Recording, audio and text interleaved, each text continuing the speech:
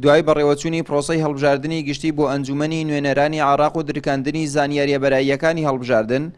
جگا لە پارتە خۆسەپێنە سیاسیەکان کاردانەوەی لایەنەکانی تری بە دوای خۆی داهێنا و هەمووان پرۆسەکەیان بە پرۆسەیەکی ناڕوون و لێڵ وەسف کرد و تانەیان لە ئەنجامەکاندا.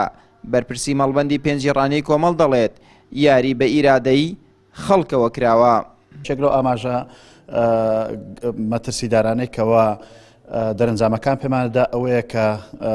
یاری بە ئەنجامەکانی دەنجی هاوڵاتیان و ئیرادەی هاوڵاتیان کراوە لە ڕێگەی ئەو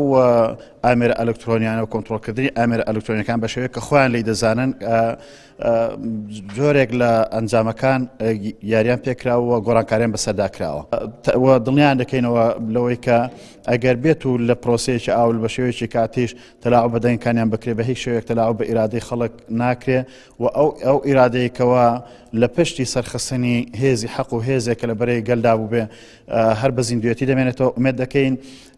کە ئەو خەڵکە بێهیوانە بێ بێ ئومێد نەبێ ئێمە چیمان بکرێ چیمان بۆ بکرێ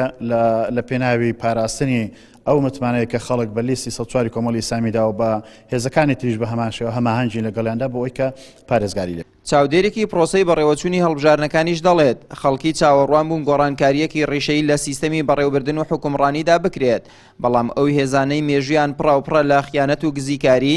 جارێکی تر خیانەتیەکی مەزنتریان تۆمار کرد و سڵیان نەکردەوە و لە بەرژەوەندی هێزە هەرێمیەکان مامەڵەیان بە ئیرادەی خەڵکیشەوە کرد. ئەوە لە ئاستی حیزبشی دیاریکراوەدان نییە، بەڵکو و کارشی دەتوان بڵێم هەرێمەتیە، چونکە هەندێک هێز و هەندێک لایەن کە بوونتە جێخواستی هەندێک هێزی هەرێمی دانەوێت ئەوانە لە زخوان نەدەن و ئامادەن لە پێناوی مانەوەیاندا کە لە ئاستی و خواستی ئەوان قسە دەکەن هەڵوێزەنوێنن بەڕاستی گزیکاریان بۆ بکەن و خیانەتیان بۆ بکەن کە خیانەتەش خیانەتە لە میلەت،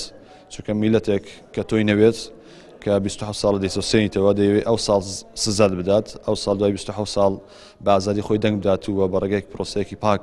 ئەو دەنگانە یەکلا بێتەوە، بەڵام کە یەکلا نابێتەوە ئەو زۆرەکە لە خیانەت و زۆرەکە لە سزادانی شکەی خەڵک، وەکو سزادانی پاشەکەوتی موچە، وەکو سزادانی گرتن، وەکو کوشتن، وەکو ئیهانەکردن، وەکو هەموو ئەوانێکە بەسەر هەرێمی کوردستان و بەسەر خەڵکدا هاتووە. بەڕاستی ئەو هەڵبژاردنەش و ئەو دەنگدانەش بەشێکە بوو لەو پرۆسە قەیراناویانەیە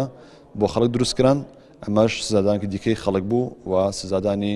تەواوی خەڵکی کوردستانە کە بەڕاستی خەڵکی کوردستان پێویستە لەسەر ئەمە بێدەنگ نەبێت. پارتە سیاسی حکومڕانەکانی باشووری کوردستان هەمیشە لە پێناومانەوەی دەسەڵاتی ناشەرعی خۆیان لە ڕێگەی جیاواز و جۆرا و جۆرەوە هەوڵی ساختەکاریان گرتۆتە بەرەو دەستبەرداری ئەو کورسیە نەبوون کە لێیەوە بەردەوام خیانەتی نیشتیمانی گەورەیان بەرامبەر خاک و خەڵک کردووە. لە دوایین هەڵبژاردنەکانیشدا ئەو هێزانە ترسیان لە سزادانی خەڵک هەبوو، بۆیە بە وتەی چاودێرانی ڕەوشی هەڵبژاردنەکان بێت ئەو سیستەمەی کە جێگەی ئومێدی هاوڵاتیان بوو ئەو هێزانە خیانەت و گزیکاریان لەو هەڵبژاردنەشدا کرد و جارێکی تر مانەوەی خۆیان لە ڕێگەی ساختەکاریەوە درێژە پێدا. ئاراز ڕەسوڵ، کەناڵی ئاسمانی پەیام،